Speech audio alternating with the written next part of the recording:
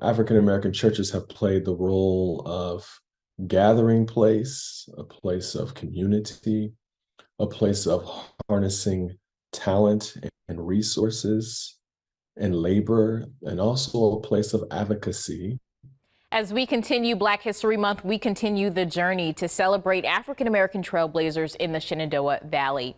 For the first week of the Journey series, we talk about the role churches play in Black communities. While these religious institutions can worship in many different ways, church itself was much more than Sunday service. Stanton, Virginia. This is the home of Allen Chapel AME Church, a place of worship for many generations and remains a central part of the Queen City. You're going to feel the love of God, you're going to feel the love of the people. Stanton has been called a city of churches, from Ebenezer to Mount Zion to Allen Chapel AME. There are several worship sites that have been in the area for more than 150 years. Historians say Allen Chapel is the first Black church to be founded west of the Blue Ridge. Can you imagine? They built a church. Enslaved people built a church. People who had experienced slavery built a church, and they kept it. How much more am I required to do based upon what my ancestors have bequeathed to me? I'm right there in the blue.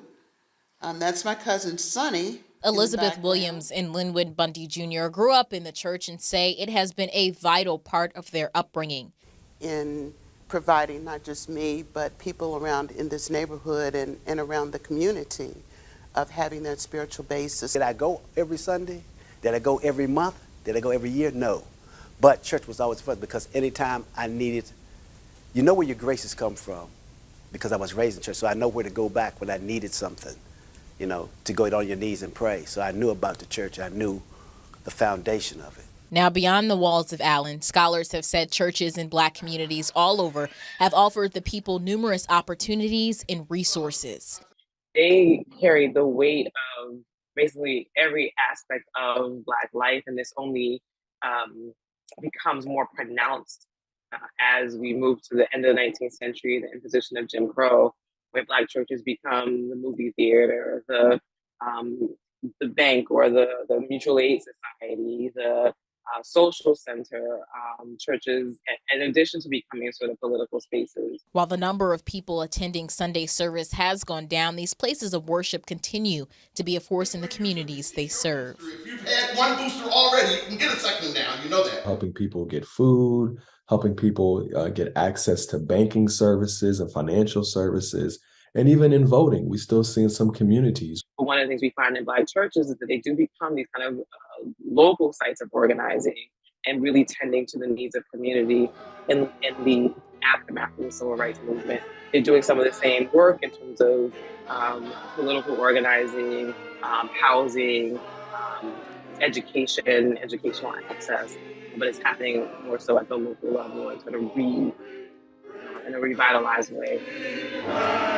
My grandmother, Rachel Moats, raised her family in this church, and I was born into this church. 4 generations later, her great-great-granddaughter, my great-niece, attends Sunday school here. So it's a part of our past, but it's also a part of our family's future. Churches continue to play a vital role in Black communities across the country. You can listen to more of my conversation with historians and members of Allen Chapel AME by checking out this story on our website, WHSV.com. I'm Simone McKinney. Join us next Tuesday when the journey continues. This WHSV segment is sponsored by Glow Fiber.